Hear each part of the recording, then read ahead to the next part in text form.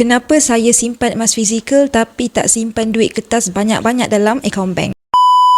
Jawapan paling ringkas, sebab saya nak kekayaan dalam kawalan tangan saya sendiri. Bila simpan emas fizikal, nilainya 100% milik kita. Tak perlu jaminan bank, tak perlu pun percaya pada sesiapa. Emas ni tuan-puan, dia tak boleh dicipta, tak boleh dicetak sesuka hati dan tak boleh dihapuskan. Itulah yang buatkan emas ni special pada nilai dia sendiri. Untuk pengetahuan tuan-puan juga, emas fizikal adalah satu-satunya aset yang di luar sistem kewangan dunia. Tak boleh dibekukan, tak boleh dirampas. Walaupun jatuh bankrupt, emas tu sebenarnya masih milik tuan-puan. Bandingkan dengan duit kertas. Nilai duit kertas bergantung kepada kestabilan sesebuah kerajaan. Hari ini mungkin ada nilai, esok mungkin boleh susut sebab inflasi. Sebenarnya sejarah dah buktikan bahawa mata wang dunia pernah jatuh ke nilai kosong. Tapi emas dalam sejarah ribu-riban, nilai emas tak pernah jatuh kosong.